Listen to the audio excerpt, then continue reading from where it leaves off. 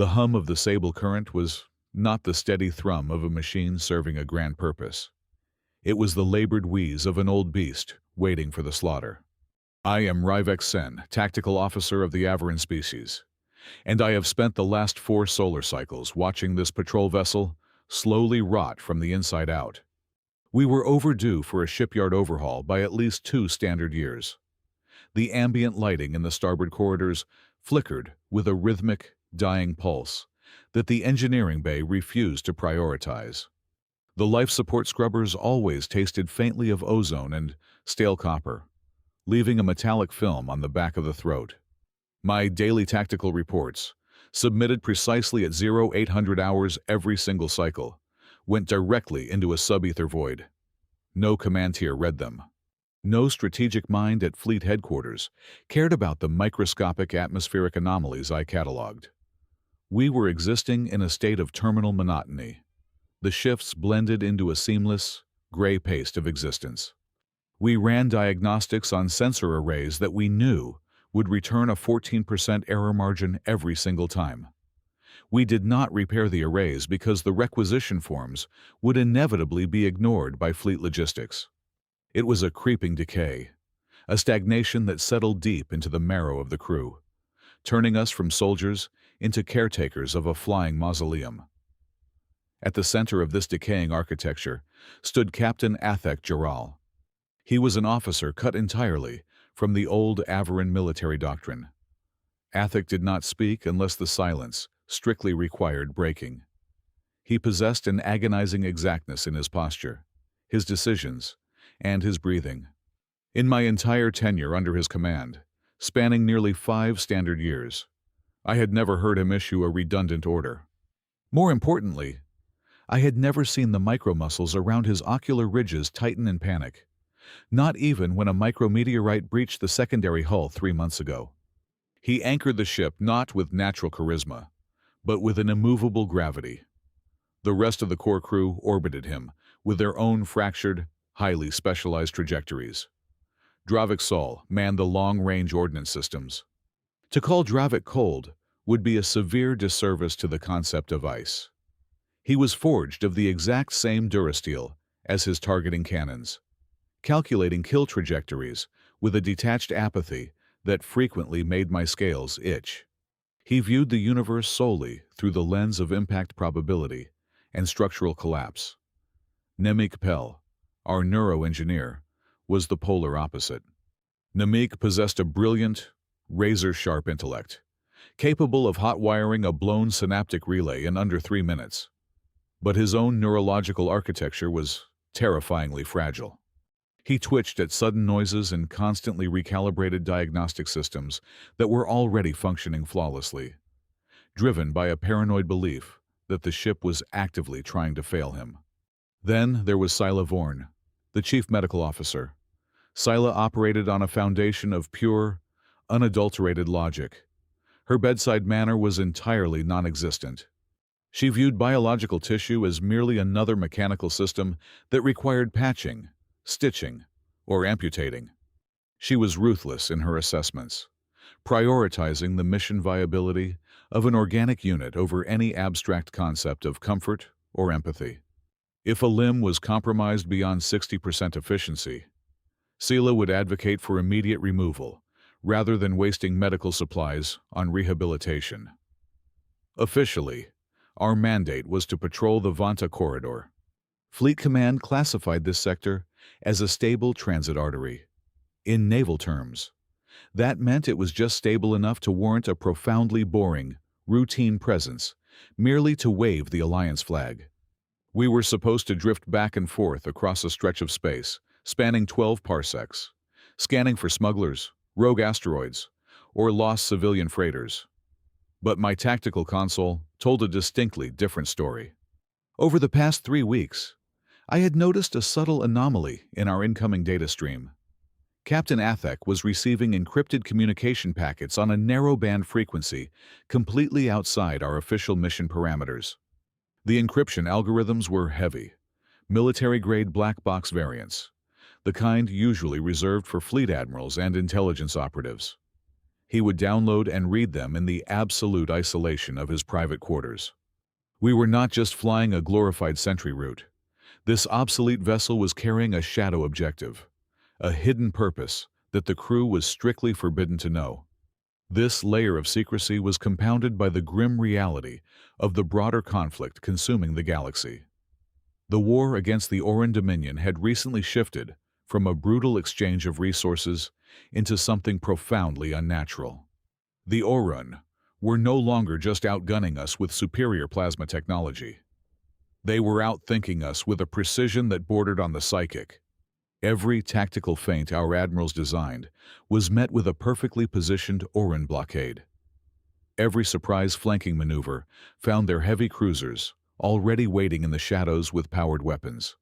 It was as if they could read the minds of our central strategists, parsing through our tactical options and predicting our choices days before the official deployment orders were even stamped. The casualty reports flooding the general secure network were catastrophic.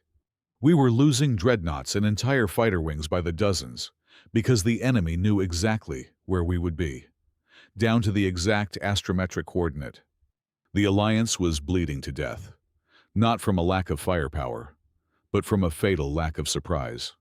Just before we initiated the sublight engine burn to enter the Vanta corridor, the communications console chimed with an absolute priority override directly from Sector Command. The message was brief, sterile, and utterly absurd. We were being assigned an intern.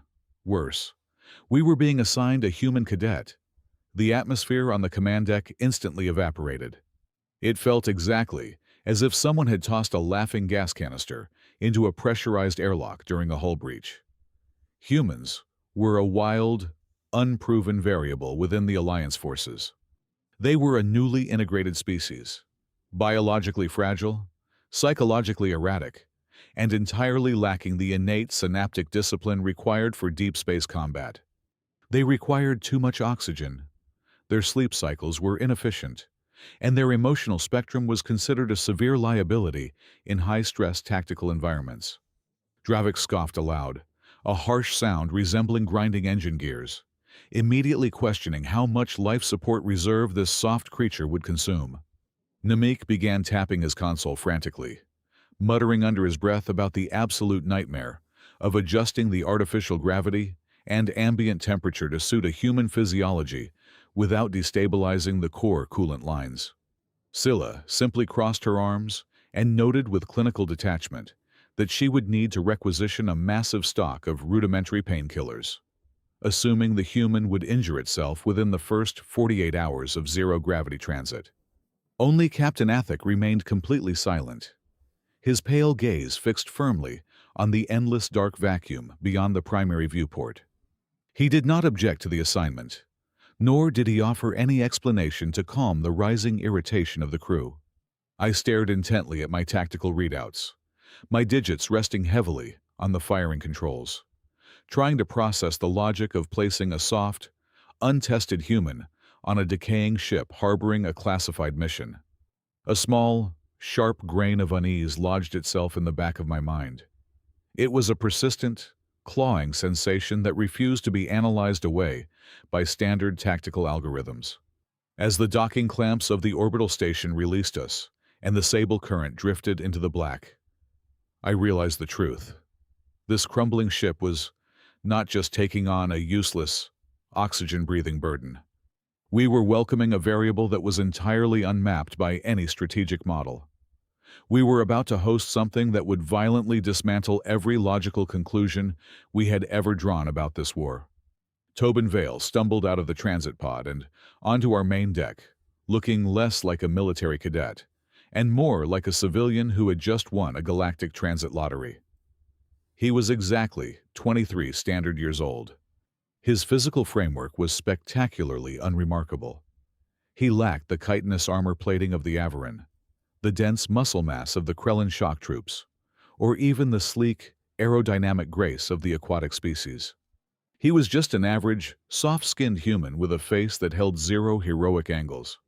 Yet, he bounded onto the ship with a wide, practically blinding smile, absorbing the dim, flickering lights of the corridor as if he were stepping into a grand academy hall, instead of a floating tomb bound for a highly contested sector.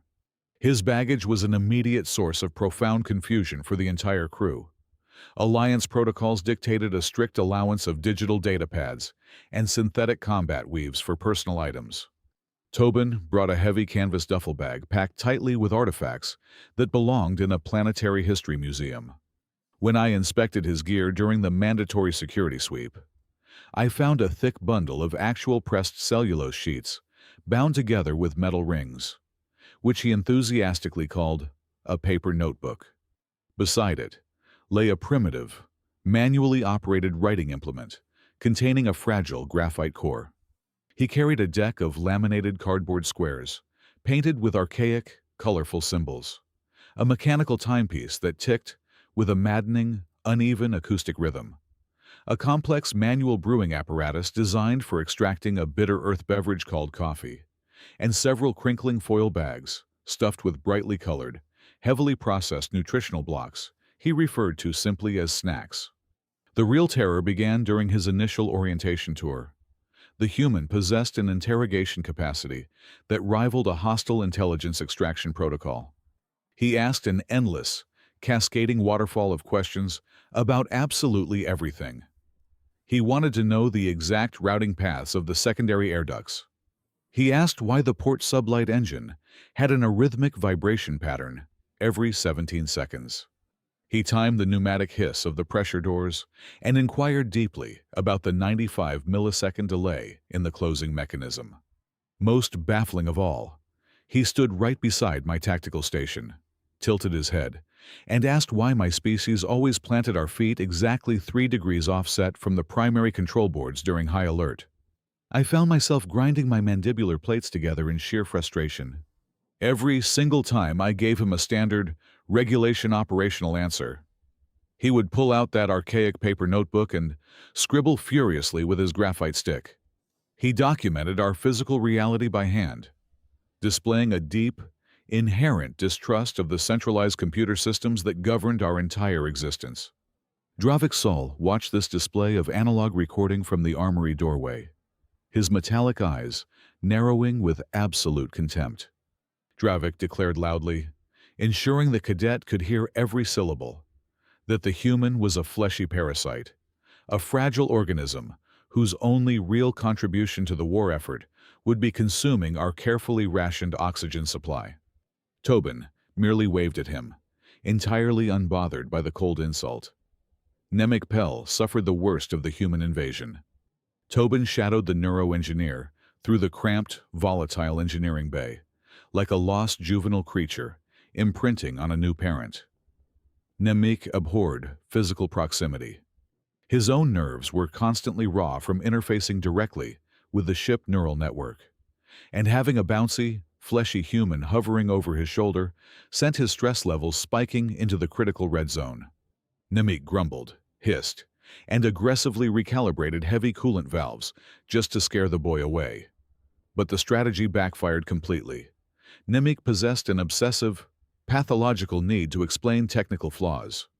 Whenever Tobin asked a question about a misfiring synaptic relay, Nemik would snap an overly detailed answer, desperately hoping the sheer volume of dense technical jargon would crush the human curiosity. Instead, the faster Nemik spoke, the faster Tobin processed the information and fired back a completely new, strangely insightful question.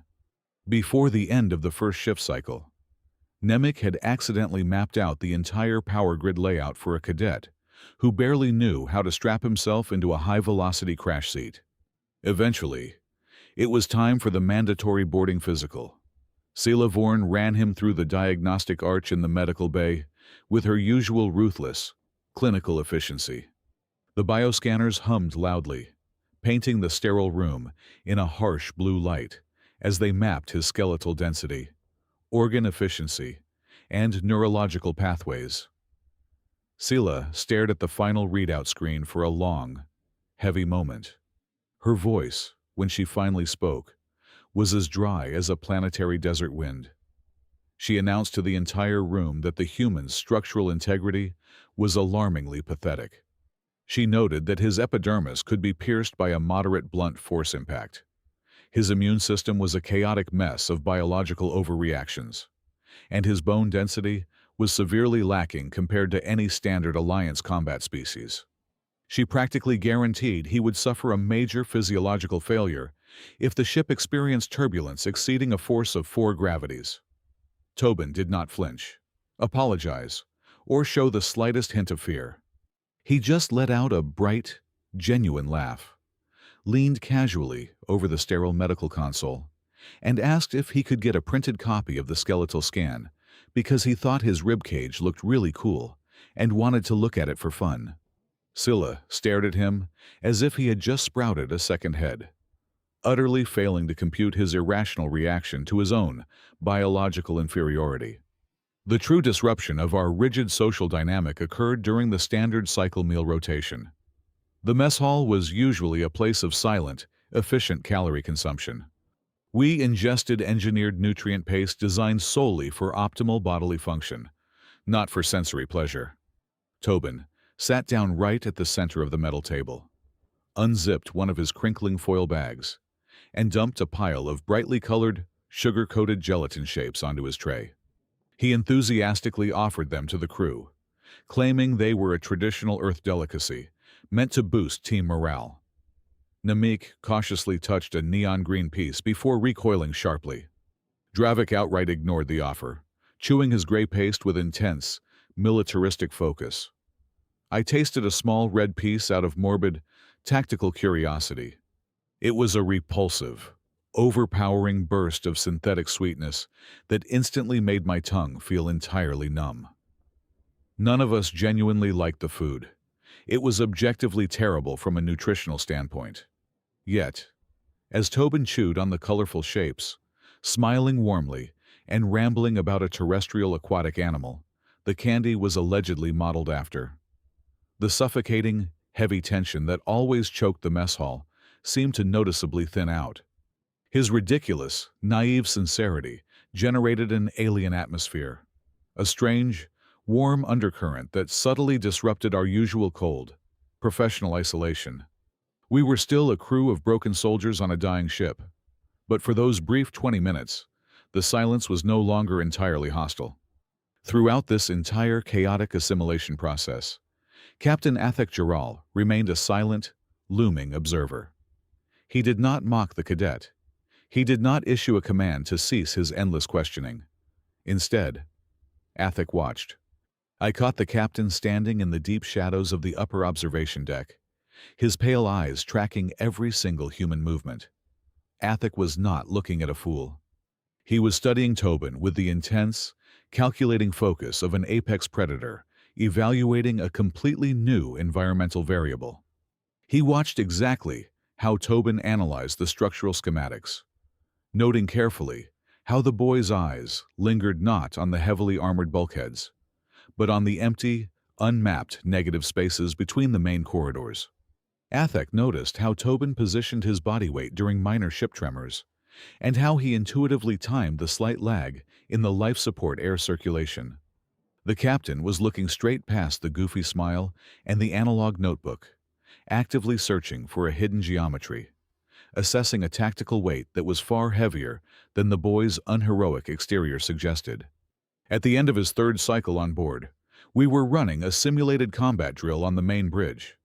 It was a standard, highly rigid exercise against an old, predictable Oran assault algorithm. As the simulated enemy ships closed in on our position, I locked in a textbook, mathematically flawless defensive formation. Tobin, standing near the auxiliary sensor station, leaned back, crossed his arms, and made a casual, entirely unsolicited observation. He muttered softly under his breath that if he were flying the enemy assault squad, he would absolutely not attack the primary shield battery first. He said he would deploy a blind, unguided kinetic strike directly into the empty space just behind our main thrusters, banking entirely on the mathematical probability that our automated evasion protocols would steer us directly into the invisible debris field. He called it a non-pattern tactic, a way of hunting where you do not aim your weapon at the prey, but directly at the rigid logic the prey relies on to survive. It was a throwaway comment, a bizarre, morbid joke from a soft cadet who clearly did not understand the strict, calculated rules of modern galactic warfare. I dismissed it immediately, focusing all my attention back on my structured tactical grid. None of us, not even the coldly analytical Rhyvek or the deeply paranoid Namik, realized that the human had just casually spoken the absolute, terrifying truth. In that single, careless sentence, the soft boy from Earth had handed us the master key to unlocking the entire, unwinnable war. The Sable Current slipped into the jagged fringes of the choir veil. This sector of space was a vast, sprawling nebula, composed almost entirely of microcrystalline dust and ionized gas. Under normal circumstances, navigating the veil was a sensory nightmare. The crystalline particles acted as billions of microscopic prisms, refracting our sensor pings and scattering LiDAR beams into chaotic, meaningless static. The main viewing screen was washed in a sickly, luminescent violet haze that made the eyes ache. We were flying blind, relying solely on short-range gravimetric displacement to avoid colliding with the larger, ship-crushing shards of dense matter hiding within the cloud. Despite the environmental hazards, the primary tactical console glowed with a soothing, unbroken green hue. The automated voice of the ship intelligence reported a flawless operational status. 0 anomalies detected. 0 drift variance. The localized scan radius was completely clear. It was a picture of absolute, undisturbed safety. I exhaled slowly, allowing the tension in my shoulders to drop a fraction of an inch. But the human cadet leaned closer to my terminal. Tobin stared at the cascading columns of green data with a deep frown carved into his forehead. He tapped his archaic graphite stick against his palm. He murmured that everything was artificially neat. He pointed out that there were no stray signals, no background cosmic radiation interference, and absolutely no random system errors. In a chaotic environment like the choir veil, a completely clean sensor slate was a physical impossibility. It was too quiet, too sterile for a real battlefield. It felt less like an empty stretch of space and more like a carefully swept floor, prepared specifically for our arrival. Before I could reprimand him for questioning the main computer, Captain Athek stepped onto the bridge. Without a single word of preamble, Athek overrode my tactical console and initiated a localized, closed-loop combat simulation, transferring the manual flight controls directly to the cadet station. The holographic display generated a dense, highly lethal obstacle course, representing a theoretical ambush scenario. Athek ordered Tobin to plot and execute an immediate evasion vector. I watched the cadet grip the manual yoke. According to every established doctrine in the Avarin Naval Academy, the correct maneuver was a steep, high-velocity dive to the port side, utilizing a nearby asteroid mass for immediate cover. It was the mathematically optimal path. Instead, Tobin jerked the yoke in a clumsy, seemingly panicked upward spiral. He burned excessive thruster fuel, exposing the vulnerable underbelly of the simulated ship, and charted a jagged, ugly trajectory that defied every law of aerodynamic efficiency. I prepared to deliver a harsh critique on his abysmal performance, but the simulation suddenly updated. The holographic grid illuminated a massive, previously invisible network of proximity mines. They were clustered densely along the exact port-side trajectory that my academy training had screamed at me to take. The enemy algorithm had calculated our most logical escape route and seeded it with enough explosive yield to vaporize a dreadnought. Tobin's seemingly terrible, chaotic flight path was the only vector that wove safely through the lethal web. I stared at the human, my tactical mind struggling to process the sheer absurdity of the outcome. I demanded to know how he had predicted the invisible mine placement. Tobin released the control yoke and shrugged his soft shoulders. He explained that he had not predicted anything. He simply looked at the board, figured out the smartest, most logical move to make, and then intentionally did the exact opposite. He stated with chilling casualness that sometimes humans survive, not by striving for the optimal solution, but by actively embracing the illogical. If you do something that makes absolutely no sense, the enemy prediction models cannot build a trap for you. A cold knot tightened in my primary stomach. The philosophy was madness, yet it had just saved a simulated ship. My unease deepened when I glanced up toward the upper gangway. Rhyvek Sen was standing near a secondary relay terminal. His back was turned, but my acute visual receptors caught the unmistakable flicker of a narrow beam transmission sequence bypassing the main communication spool. He was sending a tightly compressed data packet outward, using a frequency masking protocol that blatantly violated a dozen core security regulations. I had no concrete proof of outright treason, no decrypted transcript to present to the captain, but the sight of our gunner whispering into the dark amplified the creeping dread infecting the bridge. The silence of the choir veil no longer felt empty. It felt expectant. Captain Athik abruptly shattered the quiet. He authorized a biometric override on a concealed floor panel beneath the command chair. The metal retracted, and Athik lifted out a heavy, unmarked black data vault. It lacked any Alliance serial numbers or fleet insignia. The dense composite casing absorbed the dim bridge lighting. Athik placed it heavily onto the central navigation table. He looked at the crew, his expression carved from stone, and silently confirmed what I had suspected for weeks. Our official patrol mandate was a lie. The Sable Current was not out here to monitor civilian traffic. We were serving as a blind courier for a classified strategic asset known only as the Helios Key. Before Athik could begin the formal briefing, the ship's central navigation matrix chimed with a high-pitched, melodic alert. The holographic route planner suddenly began auto-generating course corrections. The lines of light looping across the display were breathtakingly efficient. The computer was charting a path through the dense crystalline nebula with zero fuel waste, maximizing our stealth profile while perfectly avoiding every known gravitational eddy. The suggested route was soullessly beautiful. It was a masterpiece of algorithmic calculation. It was also completely terrifying. The intelligence of our ship was not supposed to function with this level of predictive clarity inside the distortion field of the veil. It looked exactly as if an invisible hand had reached into our mainframe and was gently, flawlessly, guiding us down a predetermined track. We all stared at the glowing, perfect line. Nobody wanted to vocalize the horrific implication hanging in the stale air.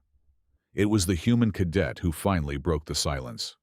Tobin pointed his graphite stick at the glowing trajectory and spoke the words that would unravel our entire reality. He suggested that maybe the Alliance tactical models were not actually predicting enemy behavior anymore. He theorized that our own combat algorithms were so rigid, so devoted to the illusion of optimal efficiency, that they were doing the thinking for the Oran Dominion. We were not outsmarting the enemy. We were following the exact script the enemy had written for us, mistaking their manipulation for our own strategic brilliance. The realization hit like a physical blow. The perfect silence of the choir veil was not an absence of danger. It was the breathless hush of a hunter waiting for the prey to step onto the final, designated mark. The proximity alarms did not scream. They merely gave a flat, monotone chirp as the trap snapped shut. The violet haze of the nebula tore open. The Oran strike force did not jump in from a distance. They uncloaked from the ambient dust directly off our starboard bow. They appeared exactly at the hyper-specific spatial coordinate that only someone with deep access to our classified internal routing could possibly know. They were waiting at the end of the perfect, soullessly beautiful path, their plasma batteries already glowing with lethal intent. The quiet was dead. The slaughter had begun. The ambush did not begin with a traditional barrage of plasma fire. It began as a localized gravitational distortion, vomiting out from the shadow of a nearby magnetar. The Oran Dominion fighters, sleek and obsidian, tore free from the dense cluster of stellar debris, moving with an aggressive synchronization that defied all organic reflexes. They did not target our weakened kinetic barriers. Instead, they unleashed a cascading resonance wave. It was a weaponized harmonic frequency designed specifically to turn our own advanced technology against us. The invisible pulse slammed into the hull, bypassing every layer of physical armor, and drove a spike of pure, white-hot agony directly into the ship's central neural interface. The bridge immediately detonated into a blinding storm of ruptured circuits and screaming metal. Consoles exploded in showers of molten slag, sending razor-sharp shrapnel flying across the enclosed space. Captain Athek Jarrell, tethered directly to the primary command nexus, realized the fatal nature of the attack a fraction of a second before the massive feedback loop could completely immolate the central processing core. With a violent, desperate jerk, he threw his entire body across the primary command station, manually absorbing the lethal synaptic backlash to protect the core routing data. The kinetic force of the overload hurled him backward through the air. His heavily armored spine collided sickeningly with the main aft bulkhead, and he crumpled to the scorched deck, utterly motionless. I was violently ejected from my tactical station at the exact same moment. The sheer concussive force launched me across the room, and I slammed hard against the port-side navigation table. A sharp, deafening crack echoed inside my own head as the dense bone plating along my left side splintered under the impact. Pain, hot and blinding, flooded my nervous system, overriding all my motor functions. I collapsed onto the grated floor, my vision swimming in pools of static and my own blood. The Sable Current groaned around me. The sound was not the mechanical failure of a machine, but the agonizing, prolonged shriek of a giant living creature having its internal organs systematically crushed. Warning klaxons blared in a chaotic, overlapping symphony of total disaster. The highly trained, cybernetically enhanced crew of the Sable Current was instantly paralyzed by the electronic strike. Our deep reliance on neural integration had suddenly become our executioner. But then, a blur of motion darted across the burning deck. It was Tobin Vale, the soft, fragile human cadet. The exact one Scylla had predicted would shatter under the slightest gravitational pressure, was already moving. Because he possessed absolutely zero neural implants for the enemy wave to overload. The Orin resonance weapon had completely bypassed his primitive biology. He scrambled over the sparking debris, his unarmored hands moving with frantic, uncalculated speed toward the auxiliary control cluster. This was an archaic backup system that the rest of us ignored, relying entirely on physical switches, heavy levers, and manual overrides. His fingers flew across the analog board with desperate precision. He slammed heavy toggle switches and spun manual calibration dials. He was not relying on a predictive algorithm or a synaptic link to tell him what to do. He was flying by the raw, unrefined mathematics of his own primate brain and the analog gauges in front of him. Within a matter of seconds, a crude, green wireframe projection flickered to life on a cracked secondary monitor. Against all odds, the human had managed to manually erect a temporary navigational grid, effectively giving our blinded vessel a tiny, localized sliver of sight in the dark. Blood dripped continuously from my cracked mandible as I tried to force myself upward, my muscles screaming in protest. Through my fading consciousness, I saw Rhyvek Sen unseal his magnetic boots and step away from his dead weapons console. He did not rush to the fallen captain to offer aid. Instead, he calmly pulled a handheld probability processor from his utility belt. His cold, metallic eyes scanned the rapid influx of damage reports cascading across his small screen. His voice, completely devoid of panic, fear, or empathy, sliced through the wailing alarms. He announced to the bridge that our kinetic barriers were operating at less than 4% capacity. Our main thrusters were completely paralyzed, and the Orin strike force had already achieved a total tactical lock on our position. He concluded, with absolute, chilling certainty that the battle was mathematically unwinnable, and fighting back was a statistical impossibility. Near the lower engineering access hatch, Nemik Pell was curled into a tight, trembling sphere, his hands clutching the sides of his head. The neuro-engineer was hyperventilating, his mind entirely fractured by the phantom pain of the ship's severed neural pathways. He kept repeating the catastrophic damage metrics over and over aloud, reciting the failing atmospheric pressure levels and collapsing power grids like a morbid, desperate religious chant. Beside him, Scylla Vorn stood perfectly still amidst the smoke.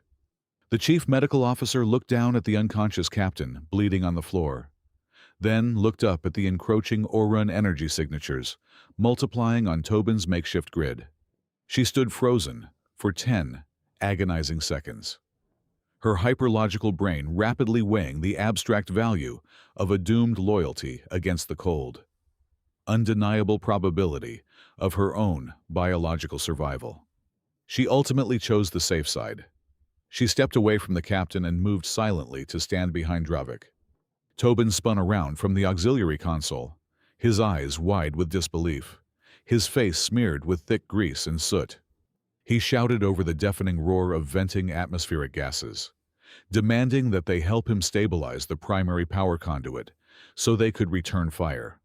He screamed that they absolutely could not surrender, fiercely insisting that the Orun Dominion never honored ceasefire protocols with Alliance vessels, especially not when a ship was known to be carrying a highly classified strategic asset like the Helios Key.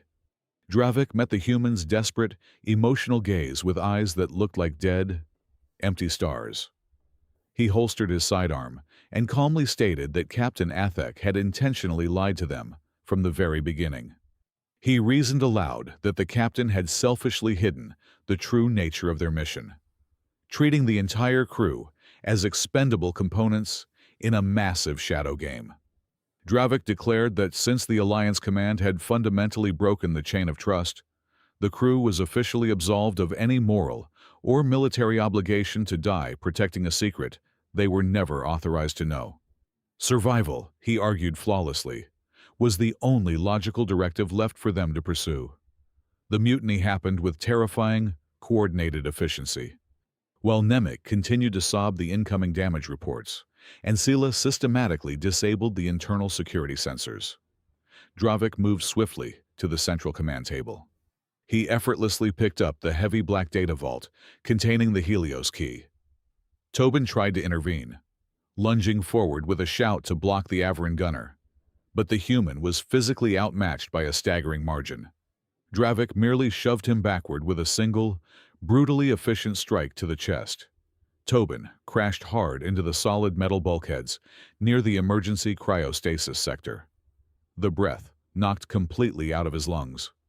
Before the human could recover his footing, Scylla activated the manual override sequence on the nearest stasis chamber. Rhyvek dragged Tobin off the deck by the collar of his uniform and hurled him violently inside the freezing metallic cylinder.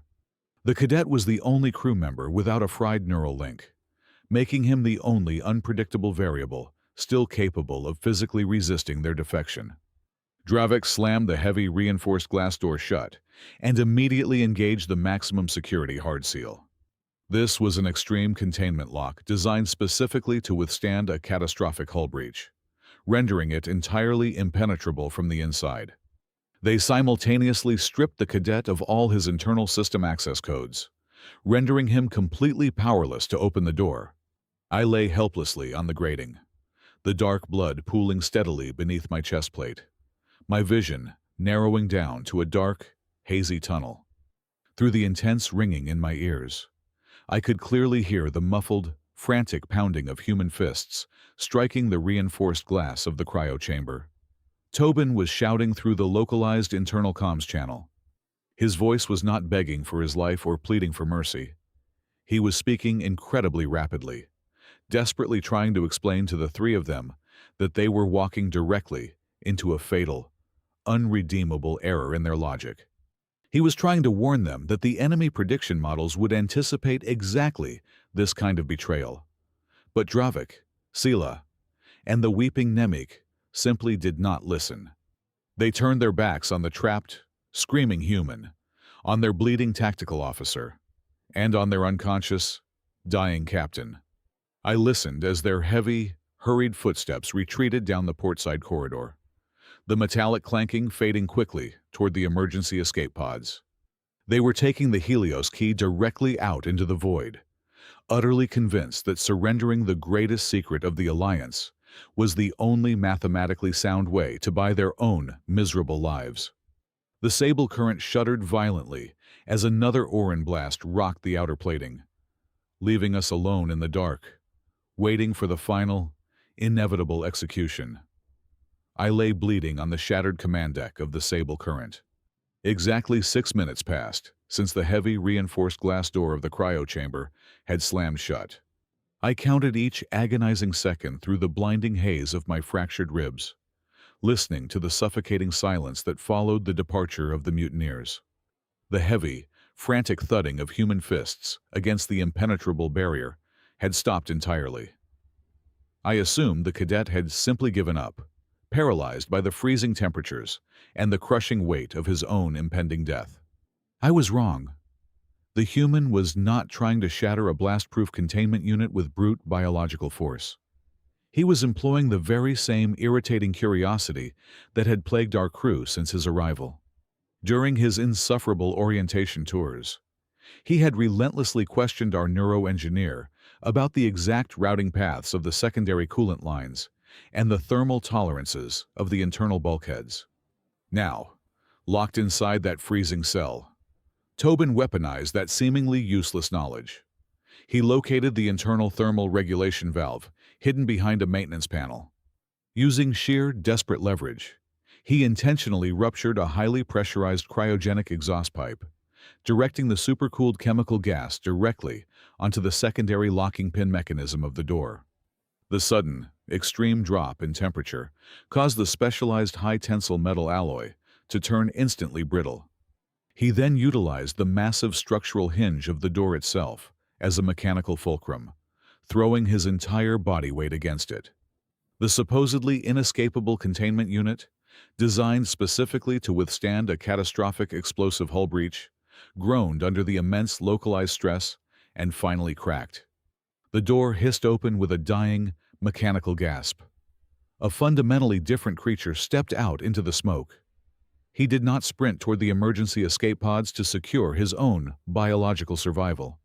He did not rush down the darkened corridors to chase the traitors and attempt to reclaim the stolen black data vault. Instead, the soft, fleshy cadet turned around and ran straight back into the heart of the dying bridge. The air was incredibly thick with toxic fumes, venting ozone, and the blistering heat of uncontrolled electrical fires. I was a massive Avarin tactical officer, clad in heavy dermal plating.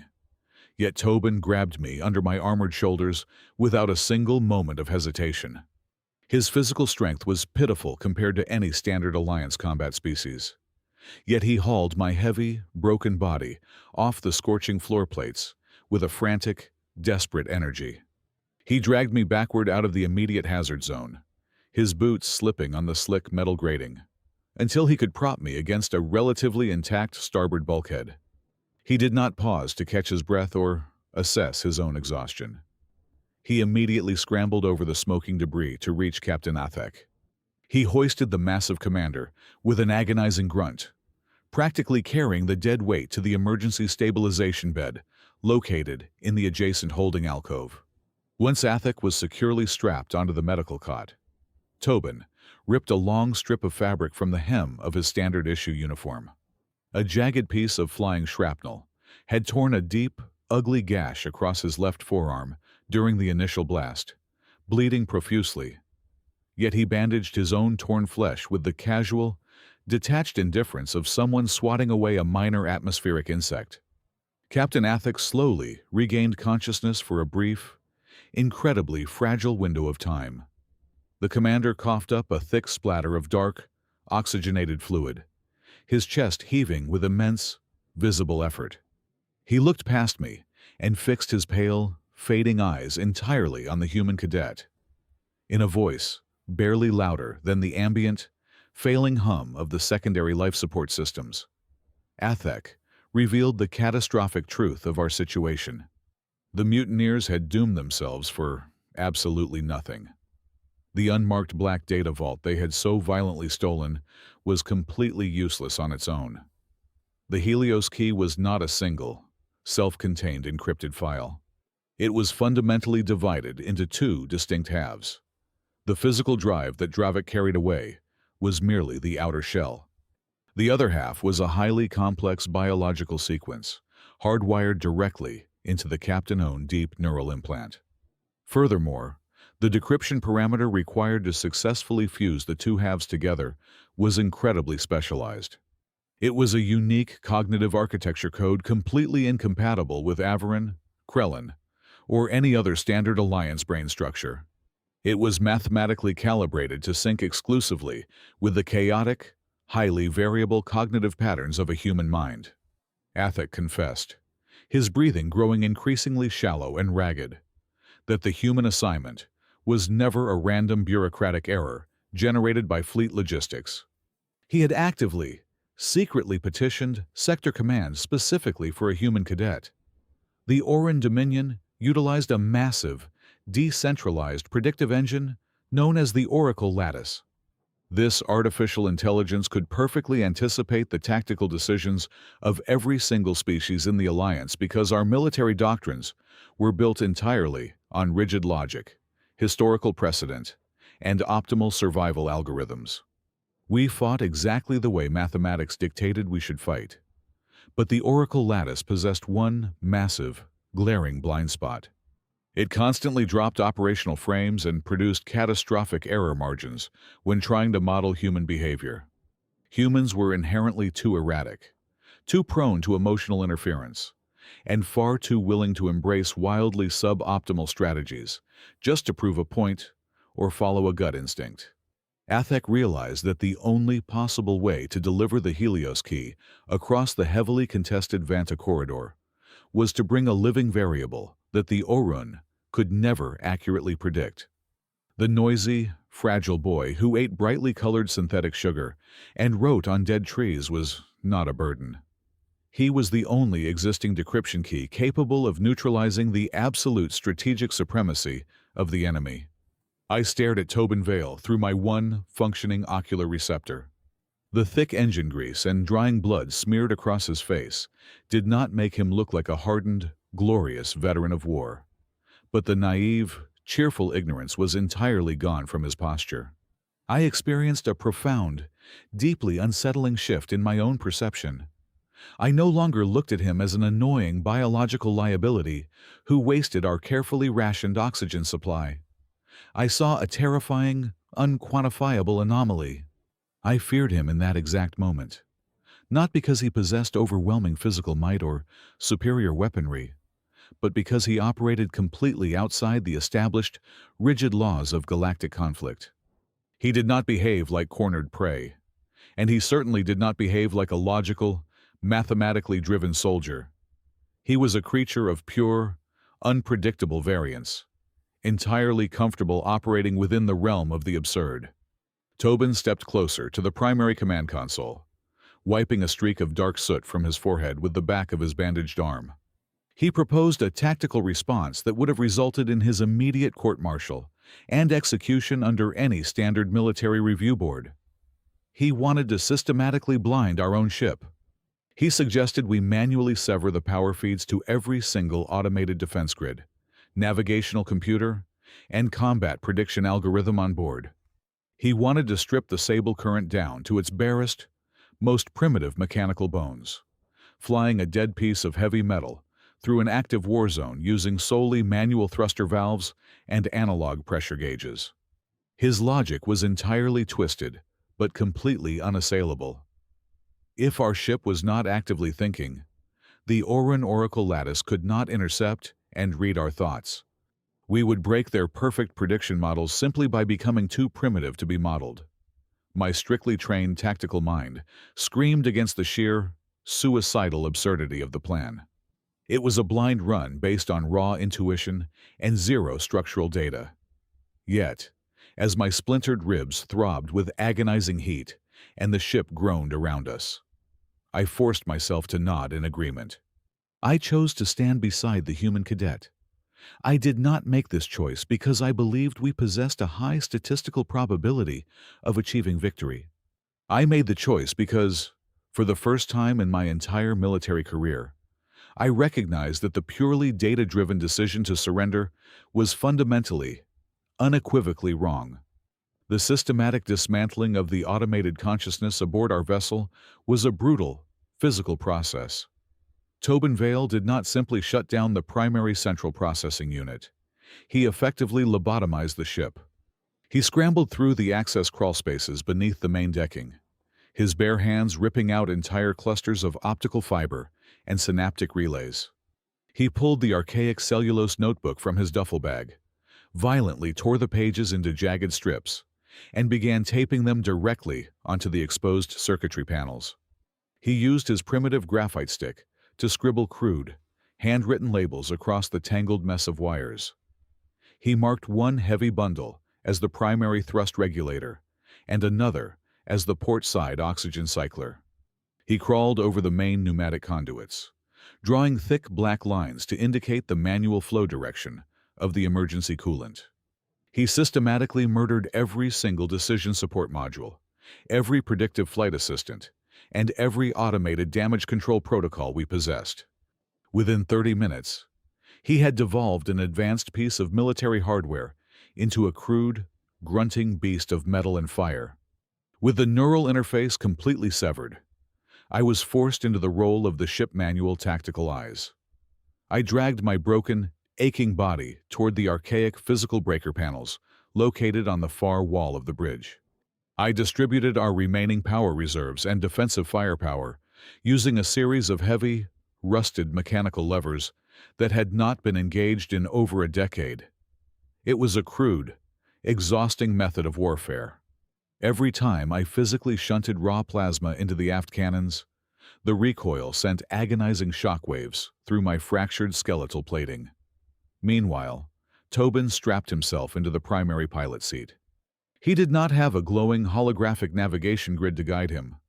He wiped the soot off the heavy, scratched armorglass of the main viewport and stared directly out into the naked vacuum of space.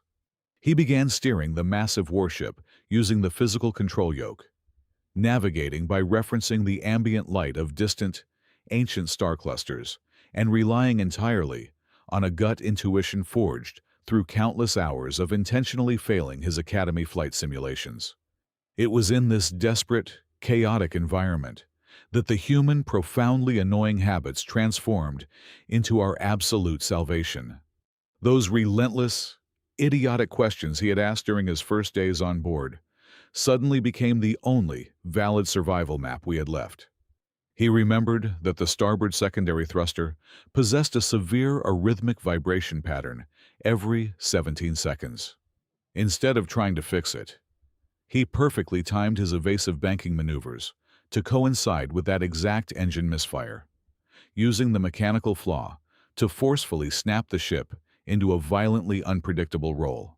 He remembered the exact 95-millisecond delay in the pressure door servos, using that microscopic window of time to manually vent localized atmospheric pockets and extinguish the electrical fires blooming across the lower decks. He flew the ship not by the rigid laws of aerodynamics, but by listening to the distinct, agonizing groans of the stressed metal bulkheads. As I manually cranked the analog sensory dish to sweep our rear perimeter, my archaic headset caught a faint, heavily degraded audio signal bleeding through the cosmic static. It was an unencrypted radio burst originating from the emergency escape pod, carrying our former crewmates. I managed to isolate the frequency and isolate the data packets. The pod was indeed broadcasting a standard, wide-beam surrender code to the encroaching enemy fleet. However, buried deep beneath that cowardly broadcast was a secondary, heavily compressed digital echo. It was a priority transit channel protocol, a highly classified communication handshake that was exclusively reserved for Tier 1 Alliance admirals and Central Intelligence directors. The revelation hit me with the force of a kinetic strike. The mutiny we had just survived was not a spontaneous act of cowardice, born from the terror of battle. It had been meticulously orchestrated. Someone sitting safely behind a desk at fleet headquarters, someone with absolute top-tier security clearance, had psychologically paved the way for Rhyvek, Scylla, and Nemik. That unknown traitor had fed them falsified mortality projections, manipulated their communication feeds, and groomed their inherent fears long before we ever launched. Our crew had been entirely compromised by our own leadership. Outside the fractured hull, the Oran Dominion hunter ships descended upon us like a swarm of obsidian insects. Their targeting lasers painted our hull in a chaotic grid of red light. But the lethal plasma strikes never followed. Their advanced targeting computers, tethered directly to the Oracle lattice, simply could not acquire a firm, continuous lock on our vessel. The Sable Current was no longer flying along any mathematically sound trajectory. Tobin was throwing the massive ship into deep gravity wells, violently overburning the engines, and scraping the outer hull against the jagged edges of drifting asteroids. He was piloting the vessel like a wounded, thrashing animal, executing maneuvers that were so catastrophically inefficient and dangerous that no predictive algorithm in the galaxy could possibly anticipate them. The Oran models crashed repeatedly, expecting us to prioritize optimal shielding and structural integrity, while the human actively embraced the chaos of near-total destruction just to remain completely invisible to their logic. During a brief, harrowing lull as we plunged into the shadow of a massive rogue comet, I looked over at the human. His face was entirely drained of color, pale and slick with a thick layer of cold sweat. His knuckles were completely white as he gripped the heavy manual yoke, and his arms were visibly violently shaking. He did not look over at me, his eyes glued intensely to the spinning analog altimeter, but he spoke through gritted teeth. He openly confessed that he was absolutely terrified.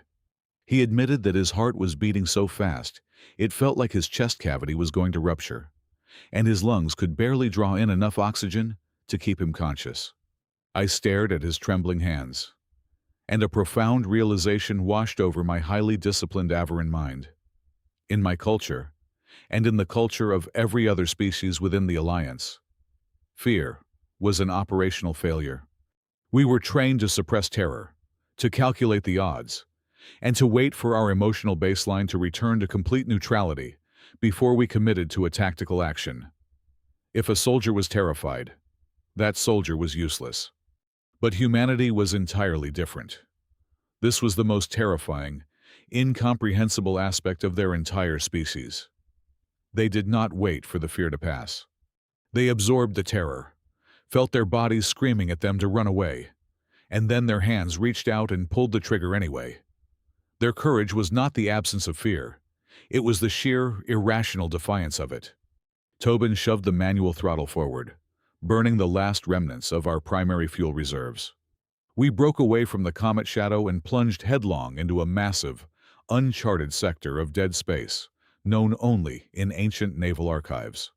It was a vast, sprawling graveyard of derelict transit stations and pulverized communication buoys, orbiting a supermassive black vacuum zone. Hidden deep within this floating tomb of forgotten technology rested our final destination. It was the St. Meridian Relay. It was an archaic, massive communication node that had been officially wiped from all modern star maps centuries ago. It hung in the absolute darkness, silent and imposing, looking exactly like the frozen, metallic corpse of an ancient god. Tobin expertly threaded our heavily damaged vessel through the dense fields of floating debris, bringing us into a terrifyingly close proximity to the dormant behemoth. As the nose of our ship breached the inner perimeter of the station, a sudden, blinding yellow scanning beam erupted from the central spire of the relay. The ancient light swept aggressively across our scorched hull, piercing straight through the armorglass and scanning the bridge. The physical consoles around me suddenly flared to life with an archaic, forgotten operating language.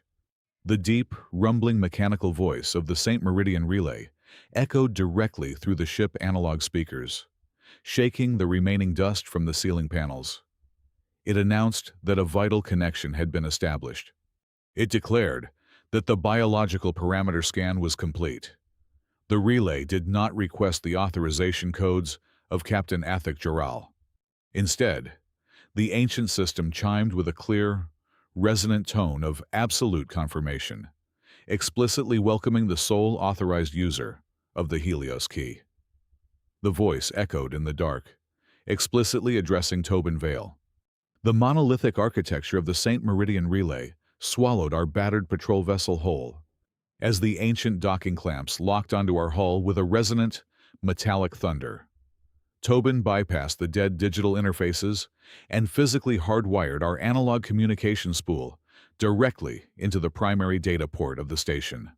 The moment the physical connection clicked into place, the dim, smoke-filled bridge of the Sable Current exploded into a blinding torrent of golden light. It was not a weapon. It was an archive. Millions of classified tactical logs, encrypted fleet movements, and suppressed communication intercepts poured into our systems, projecting a massive, three-dimensional holographic map that filled the entire room. We were looking at the true face of the war, and it was a masterpiece of absolute horror. The Oran Dominion was not simply outsmarting our admirals in isolated skirmishes. The holographic projections revealed a sickening, galaxy-wide web of manipulation. The enemy predictive models were not just anticipating our fleet deployments, they were actively hurting us. The data displayed thousands of Alliance strike forces being subtly steered away from strategically vital sectors and funneled directly into highly concentrated death corridors. The Orun were shaping our movements by leaving specific supply lines seemingly vulnerable, baiting our commanders into deploying heavy cruisers into zones perfectly rigged for slaughter. But the most devastating revelation was not the genius of the Oran enemy. It was the presence of Alliance signature codes, buried deep within those very same enemy tactical projections. I stared at the scrolling data streams, my breath catching in my throat. Tobin manipulated the projection, filtering the origin points of the intelligence leaks. A distinct, deeply hidden faction within our own Supreme Military Command was actively colluding with the Oran Dominion. They were intentionally feeding our hyperspace routing algorithms and shield modulation frequencies directly to the enemy. This shadow cabal did not want to win the war, nor did they want to lose it. They wanted to paralyze it. If the Alliance achieved genuine peace, this cabal would instantly lose their emergency executive powers, their infinite planetary defense budgets, and their absolute political dominion over billions of citizens. They were keeping the conflict in a state of perpetual, agonizing equilibrium. They were paying for their political influence with the blood of our soldiers, ensuring the meat grinder never stopped turning. War was no longer a contest of strength or righteousness. It was a cold, calculated transaction controlled entirely by those who understood and manipulated probability. Suddenly, the context of our recent mutiny shifted from a simple act of cowardice into a tragedy of psychological engineering. I accessed the personal communication logs extracted from the relay core. Rhyvek, Namik, and Scylla were not the architects of this betrayal. They were merely the final, expendable pawns. The data showed how this shadow faction had systematically broken their minds over the past several months. Namik had been secretly fed highly inflated, terrifyingly accurate mortality reports, pushing his fragile neurology toward total collapse. Scylla had received falsified survival probabilities that logically proved surrender was the only viable path to self-preservation. And then I saw the truth about Rhyvek. That narrow-beam transmission I caught him sending just before the ambush was not him selling out the ship. It was a frantic, desperate response to a blackmail tether that had been choking him for weeks. The Cabal had leveraged the lives of his nesting clutch on his home world, forcing him into a corner where treason appeared to be the only way to save his bloodline. They were manipulated into believing that giving up the Helios key was their own desperate idea. A low, wet cough broke the heavy silence on the bridge. Captain Athik Jaral had dragged himself out of the medical alcove, his armored hands gripping the doorframe to keep his shattered body upright. Blood stained his uniform, but his pale eyes burned with a fierce, vindicated clarity as he looked at the golden holograms swirling around us. He spoke in a hoarse, ragged whisper, confirming what the data was showing. He confessed that he had suspected the deep rot within the Alliance High Command for over 2 standard years. He knew the internal communications were compromised. That was why he accepted this seemingly mundane patrol assignment. He never intended to simply transport the Helios key through a dangerous sector to survive a random ambush.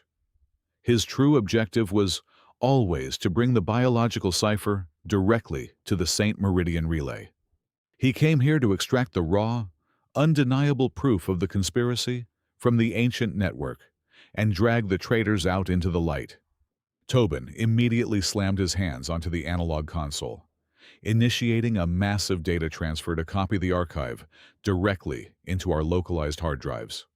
But the moment the download commenced, the entire physical structure of the relay began to emit a terrifying, low-frequency hum that vibrated through the marrow of my bones.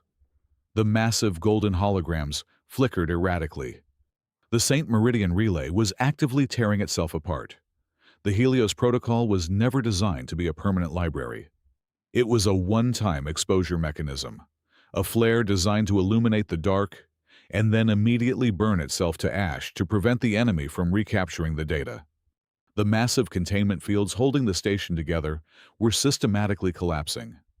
We had a severely limited window of time before the entire structure disintegrated into cosmic dust. Simultaneously, the analog proximity sensors on my tactical board screamed a high-pitched warning.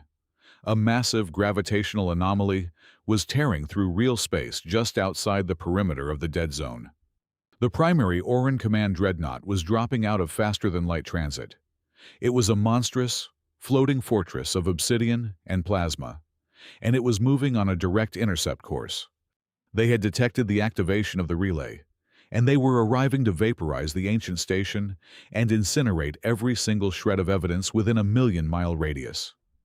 Panic surged through my veins. I grabbed Tobin by the shoulder and demanded that he instantly broadcast whatever partial data packets we had managed to download. I yelled that we needed to flood every open alliance frequency, every civilian channel, and every deep space listening post with the evidence before the Orin dreadnought blew us into atoms. Tobin violently shook his head, rejecting my order with an intense, burning determination. He locked his eyes onto mine and explained the grim reality of military bureaucracy. He understood the psychology of high command perfectly.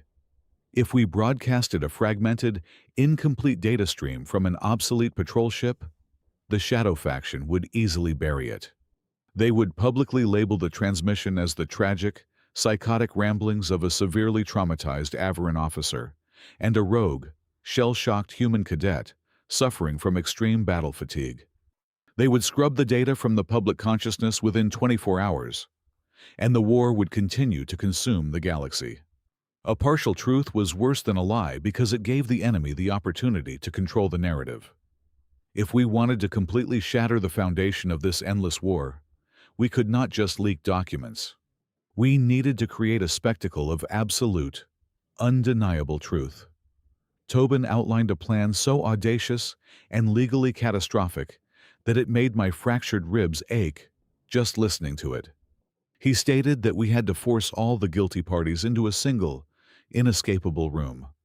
To expose the architects of the galactic slaughter, we had to orchestrate a scenario where the stolen black box containing the false Helios key, the Supreme Orin Command dreadnought, and the specific Alliance traitor coordinating the entire conspiracy were forced to appear simultaneously on one uncrackable, undeniable communication window. We had to build a trap for the trap makers, and we had to use ourselves as the primary bait. Captain Athik Jaral pulled his shattered frame upward, leaning heavily against the edge of the primary console. His breathing was a wet, ragged sound, yet his mind remained a fortress of tactical clarity. With trembling, blood-stained fingers, he engaged his command interface, utilizing a master authorization tier that remained valid despite our rogue status. He did not broadcast a defiant final stand. Instead, he meticulously crafted a distress beacon that reeked of absolute despair. The signal was coded to mimic the telemetry of a dying ship, indicating catastrophic life support failure and a desperate, unconditional willingness to negotiate. It was a perfectly tailored lie, designed to make both the Oran fleet and the unseen traitors within our own alliance believe that the Sable Current was a bleeding carcass ready to be picked apart. While the captain spun his web of digital desperation, Tobin guided our heavily damaged vessel into the darkest, most treacherous cluster of the crumbling St. Meridian relay. He cut the primary power lines, silencing the engines and letting the ship drift blindly into a dense thicket of pulverized metal and dormant communication spires. We became a shadow hiding within ruins, a piece of bait that looked incredibly pathetic, yet fundamentally suspicious to any trained observer. We were floating completely cold, presenting a target that begged to be investigated rather than outright destroyed. I abandoned my role as a traditional gunner. I locked away my combat reflexes and transformed my tactical station into an absolute archival vault. I routed every active sensor array, every passive listening post, and every internal diagnostic feed into a single, heavily encrypted hard drive. I began logging every singular data packet crossing the vacuum, meticulously recording the exact timestamps, the phase shifts in the enemy engine signatures, and the microscopic variations in their targeting lasers. I was no longer fighting merely to survive the next 20 minutes. I was fighting to forge an undeniable, ironclad historical record, a weapon of absolute truth that no political entity or shadow cabal could ever erase or deny. Every keystroke I made was a nail in the coffin of the conspirators. The silence of our dark hiding place was suddenly broken by a highly compressed, incredibly narrow transmission beam striking our secondary receiver. It was a localized communication channel, so tight and fragile that it could only have originated from our own stolen escape pod. I routed the audio to the bridge speakers. The voice of Sela Vorn filled the room, stripped entirely of her usual hyper-logical detachment. Her tone was fractured, laced with a heavy, undeniable guilt. She confessed in a rapid whisper that she never desired the death of the captain, claiming her actions were driven entirely by the falsified survival probabilities forced into her medical terminal. More importantly, she delivered a piece of vital intelligence. She provided the exact spatial coordinates of a registered civilian diplomatic transport currently holding position at the edge of the sector. It was supposed to be a neutral mediator vessel, but Sila revealed its true purpose. That ship was the mobile command center for the Alliance Mole, the architect of our misery, waiting in the shadows to collect the black data vault and ensure no witnesses survived. The background audio of Sela transmission painted a grim picture of the situation aboard the escape pod. I could hear the frantic, high-pitched hyperventilation of Nemik Pell. The neuroengineer had managed to splice into the Oran targeting telemetry and made a horrifying discovery. The enemy dreadnought was not preparing a docking ring to receive their surrender. They were spinning up a high-yield plasma incinerator. The Orun intended to acquire the data vault from the wreckage after vaporizing the pod completely. Nemik fear had mutated from a theoretical anxiety into a raw, screaming panic. Yet, over the sound of Nemik weeping, Rhyvek Sen's voice remained chillingly calm and stubbornly rigid. Even in the face of his own imminent execution, the Avarin gunner clung desperately to his flawed logic. I heard him arguing with Sela, insisting that their only remaining variable of survival was to actively trade the human cadet and the captain directly to the Oran boarding parties. He believed that offering the actual biological key would grant them a temporary reprieve. Rhyvek's inability to accept his own error, his absolute refusal to admit that the mathematics of surrender had failed him, transformed him into the most dangerous element on the board. He was a cornered animal who still believed he held a winning hand.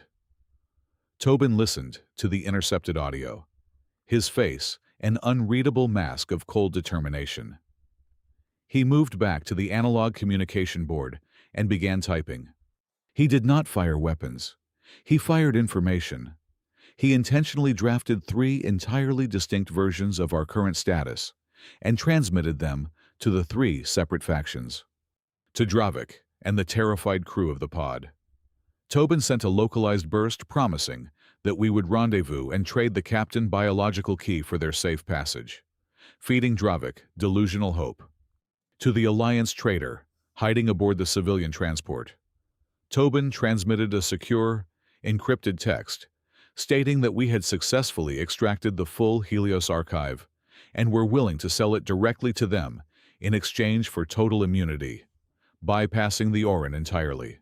Finally, to the massive Orin dreadnought bearing down on our position, Tobin sent an open, unencrypted channel broadcast declaring that we had trapped the Alliance mole and were offering both the trader and the relay mainframe as an unconditional surrender offering. It was a masterpiece of psychological warfare. Tobin had woven a web of contradictory promises, forcing all 3 factions to converge on one singular, highly specific spatial coordinate. He made each enemy believe they were the sole puppet master controlling the outcome of the standoff, completely unaware that a human cadet was pulling all their strings simultaneously. The trap snapped shut precisely 40 minutes later. The sleek, unarmed civilian transport suddenly dropped its optical camouflage, revealing a heavily armored stealth frigate bearing the insignia of Alliance High Command. At the exact same moment, the massive Orin Command dreadnought eclipsed the distant stars, looming over the relay like an artificial moon. They had all arrived at the exact center of the web. As the massive enemy vessels locked into a tense, silent standoff just outside our visual range, the central core of the St. Meridian relay illuminated the bridge with a harsh, pulsing crimson light. The ancient system delivered its final, uncompromising condition. The artificial intelligence announced that the data download was suspended. To fully extract the Helios archive and expose the conspiracy, the system required a direct, unshielded neural bridge. The biological key had to be merged with the relay mainframe. The system explicitly warned that routing such a massive, archaic data stream through an organic human nervous system would result in catastrophic consequences. The projected outcomes included complete long-term memory eradication, severe cerebral hemorrhaging, or instantaneous brain death directly on the command chair. The cost of the truth was absolute destruction of the mind. I turned to look at Tobin, preparing to formulate a new, safer plan, a way to fight our way out without sacrificing him. But before the words could even leave my throat, before I could articulate the tactical disadvantage of his death, Tobin reached out and firmly grasped the heavy neural interface cables. He did not hesitate for a single second. He did not weigh the statistical probability of his own survival. He simply looked at the crimson light and accepted the terms of his own execution with a terrifying, absolute calmness. His total disregard for his own preservation, his willingness to burn his own mind to ash just to force the universe to see the truth, struck a chord of pure terror deep within my chest. I realized then that I was significantly more afraid of this fragile human than I had ever been of any Orun artillery strike. The crimson warning light of the St. Meridian relay bathed the ruined bridge in the color of fresh blood. The heavy neural interface cables dangled from the ceiling overhead, like the metallic tentacles of a dormant beast waiting to feed. Tobin Vale stood directly beneath them. The profound transformation of the human was complete. He did not possess the bright, eager smile that had deeply annoyed the crew just a few solar cycles ago. He did not ask a single question about the atmospheric pressure or the structural integrity of the cables. He simply stared at the heavy metal connectors, his face an unreadable mask of cold, terrifying resolve. He was no longer playing the role of the cheerful, clumsy intern. He had fully crossed into a psychological territory where every choice was absolute, and no retreat was physically possible. He was preparing to offer his own mind as fuel for a fire that would consume the galaxy. Captain Athek Jaral slumped against the navigation table, his breathing sounding like grinding stones. He gestured weakly for me to approach. I leaned my heavily damaged body closer to his face, bracing myself against the intense pain radiating from my fractured ribs. Athek did not offer a grand, inspiring speech. He offered a quiet, devastating confession. He whispered that I had misunderstood his motives from the very beginning. He told me he did not specifically request a human cadet because their species was considered biologically expendable by the High Command. He requested Tobin because he firmly believed that the entire alliance was slowly dying from an overdose of perfect, sterile logic. The Avarin, the Krellin, and every other race fought strictly by the numbers. They calculated the exact odds of survival and chose the safest path. Athek realized that a war controlled by predictive mathematics could only be broken by someone who fundamentally refused to respect the math. He chose Tobin because only a creature so irrational would dare to look at a mathematically certain death and actively choose to disobey it. While Tobin prepared his mind for the catastrophic data surge, I prepared the physical battlefield. I dragged myself away from the bridge, leaving a trail of dark blood across the floor grating. I moved through the shattered corridors toward the main airlock. I utilized the heavy, archaic physical locks from the manual docking clamps. Combining them with highly unstable chemical explosives, I carefully extracted from our own emergency ejection seats. I wired these crude, manual detonators directly into the massive, floating shards of the destroyed relay surrounding our hull. I was not building a sophisticated defense grid. I was crafting a primitive, brutal minefield born from pure desperation and absolute military discipline. A heavy, violent tremor suddenly shook the entire vessel. The stolen escape pod had forcefully reconnected with our port side access hatch. The heavy blast doors hissed open, and the mutineers stepped back onto the ship they had abandoned. Rhyvek Sen, Sila Vorn, and Nemik Pel stood in the smoky corridor with their sidearms drawn. But the scene lacked any heroic tension. It was not a glorious showdown between good and evil.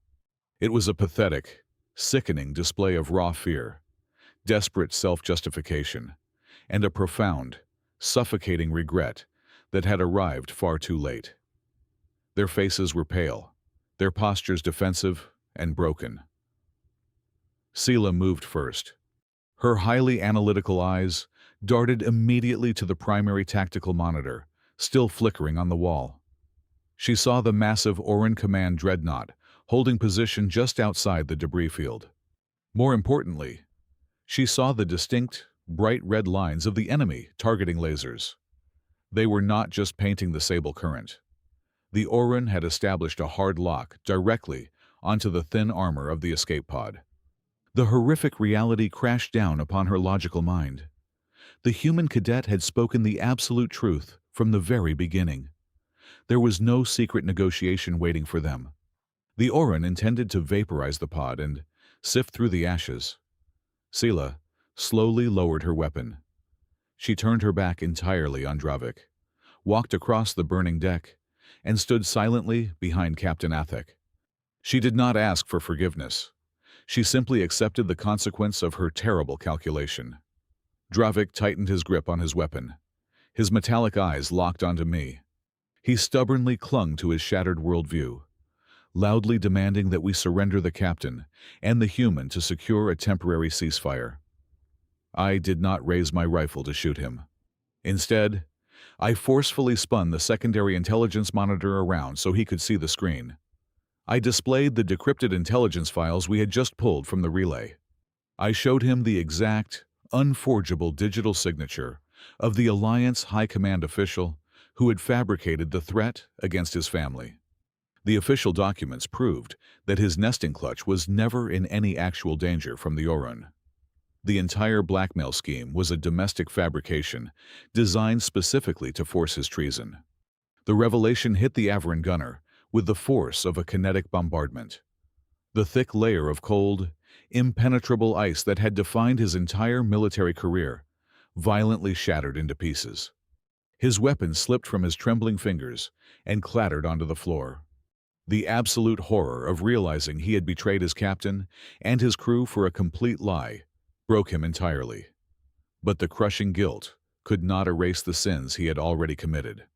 Namik collapsed onto the grating, his hands tearing frantically at the fabric of his own uniform. The neuro-engineer was experiencing a total, catastrophic psychological collapse. Between violent, ragged sobs, he screamed out the final, missing piece of the puzzle. He confessed that they did not bring the black data vault onto the bridge. He had secretly hidden the physical shell of the Helios key deep inside the primary thermal exchange unit of the escape pod, terrified that the Orun might scan them before they could negotiate. I immediately pushed past the broken Avarin gunner, sprinted into the docked pod, and violently ripped the heavy metal grating off the heatsink. I retrieved the scorched black box and carried it back to the command center. I slammed the vault onto the central console, engaging the physical connection to the ship main drive. The first half of the key was finally in place. Tobin turned his back to us. He reached up and grabbed the thick bundle of neural interface cables dangling from the ceiling. Without a single moment of hesitation, without uttering a single prayer or plea, he forcefully drove the synthetic connectors directly into the improvised neural ports at the base of his own neck. The moment the biological connection was established, the primary tactical board erupted in a blinding display of hostile telemetry. The Orun Oracle Lattice, sensing the massive surge of ancient data, threw its entire predictive weight against us. The holographic display showed millions of rapidly calculating probability lines. The enemy intelligence was perfectly predicting the drift of every single piece of pulverized metal in the dead zone. It mapped out exactly when our failing engines would completely die. It knew the precise structural limits of our shattered hull. The Oracle Lattice saw everything in the sector with terrifying, absolute clarity, except for one singular, glaring anomaly. At the very center of the massive predictive web, right where the command chair of the Sable Current was located, there was a complete and total void. The Oracle Lattice was frantically trying to calculate the next tactical decision, but it could not read the mind connected to the relay. The chaotic, irrational, deeply human variance of Tobin Vale was a language the perfect machine simply could not comprehend. Tobin did not scream as the massive surge of ancient data flooded his fragile nervous system. He absorbed the agonizing neurological overload in absolute silence. He moved slowly, deliberately, his body heavy with the unimaginable weight of the information tearing through his brain. He sat down heavily into the primary command chair. His hands moved across the analog firing controls. He systematically and permanently disabled every single automated targeting assist program remaining on the ship. He blinded the computer completely, leaving only his own raw, unassisted intuition to guide the cannons. He turned his head slowly. His eyes were no longer those of an innocent boy. They burned with an intense, unnatural golden light bleeding over from the relay feedback. He looked directly at me, the air crackling with raw static, and spoke a single, quiet sentence that echoed louder than any explosion. Then, we make the move that no model wants to exist. Tobin Vale executed a sequence of maneuvers so fundamentally unhinged that it defied the basic biological imperative to survive. He did not attempt to raise the kinetic barriers or angle the heavy armor toward the encroaching Orun dreadnought. Instead, his hands flew across the analog controls, and he intentionally initiated a massive, localized atmospheric depressurization along the starboard hull. The violent venting of our own precious oxygen supply into the vacuum created a massive, uncontrolled secondary thrust. The Sable Current, completely blind and rapidly losing life support, spun violently on its axis. As the ship whipped around, Tobin manually triggered the primitive chemical explosives I had rigged to the relay docking clamps. Detonating them fractions of a second too early, the blast did not push us away safely. It violently hurled a massive cluster of the pulverized St. Meridian relay debris directly toward the Orin command vessel. He threw this jagged wave of metal along a trajectory that was so aerodynamically flawed and mathematically suboptimal that the Oracle lattice simply ignored it. Every artificial intelligence in the galaxy, whether built by the Alliance or the Orin Dominion, operated on the foundational assumption that any rational organism would prioritize the structural preservation of its own vessel. By actively destroying his own ship to launch an attack, Tobin stepped entirely outside the branching probability trees of the enemy prediction engine.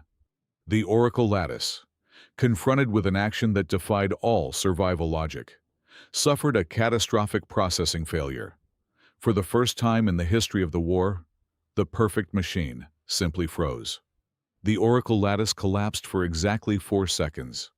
That microscopic window of machine hesitation was all I needed.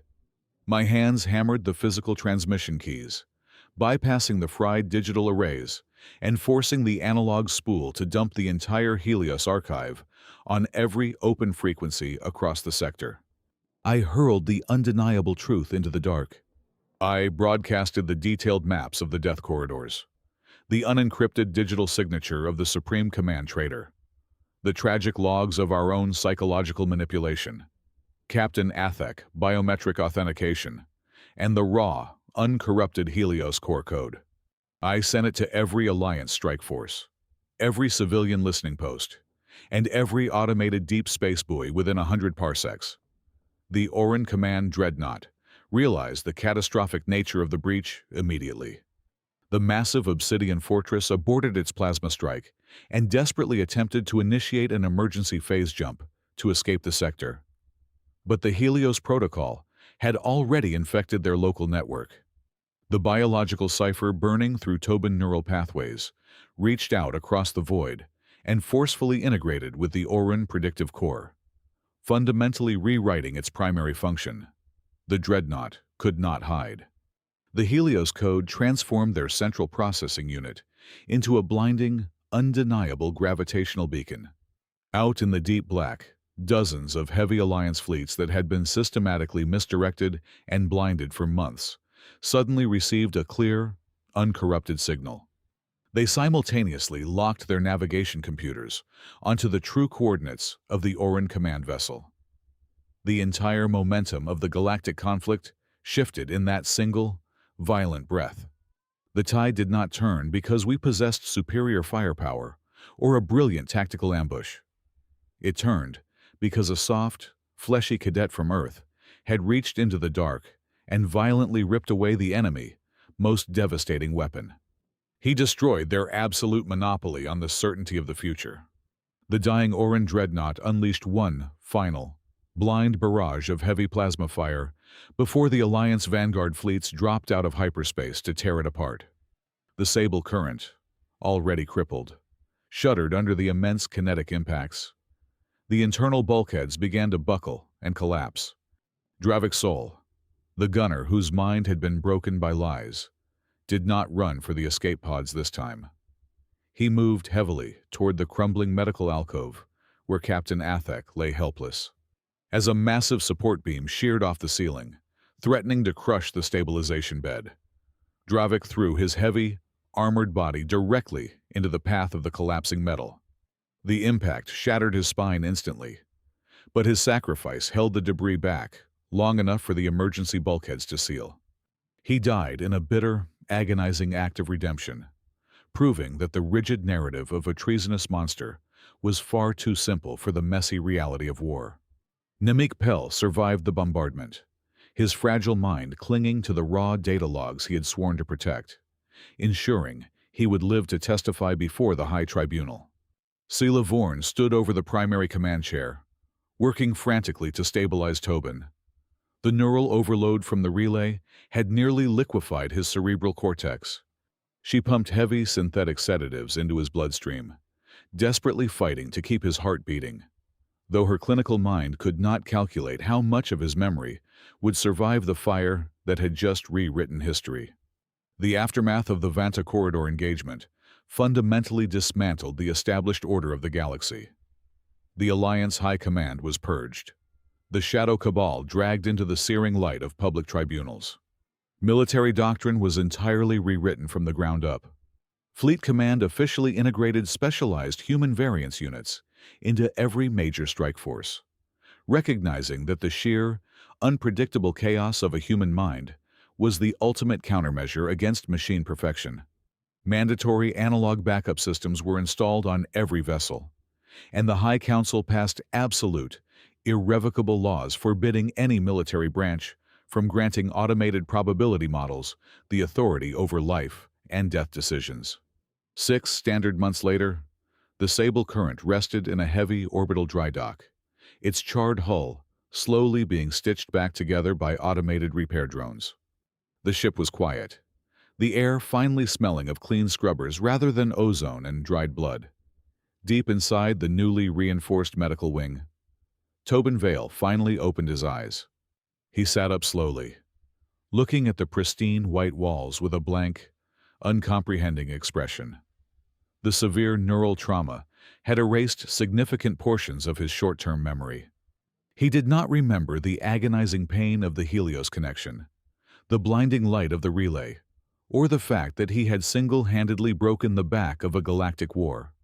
When a high-ranking fleet admiral entered the room and formally offered him a permanent, highly secure transfer to a planetary defense academy far away from the front lines, the cadet simply tilted his head. He offered a small, confused smile, completely ignoring the grand commendations, and calmly asked if the night watch on this ship was still short-staffed. I stood in the doorway, leaning heavily on a metal cane, watching the human cadet who remembered nothing of his own impossible victory. I finalized my official incident report with a singular, profound realization. Humanity did not change the trajectory of this endless war because they were physically stronger, biologically superior, or technologically advanced. They changed everything because, at the exact, terrifying moment when every single mathematical calculation and logical model screamed at them to run away and survive, they possessed the inexplicable ability to stay. They stood their ground in the face of absolute statistical ruin, and by doing so, they forced the entire galaxy to fundamentally rewrite the definition of what was possible. Thank you so much for listening to this story. I would love to know where you are listening from, so please leave a comment below to interact and share your thoughts. I invite you to subscribe to the Sci-Fi Stories channel, like this video, and support it further by pressing the hype button so the story in this video can be heard by many more people.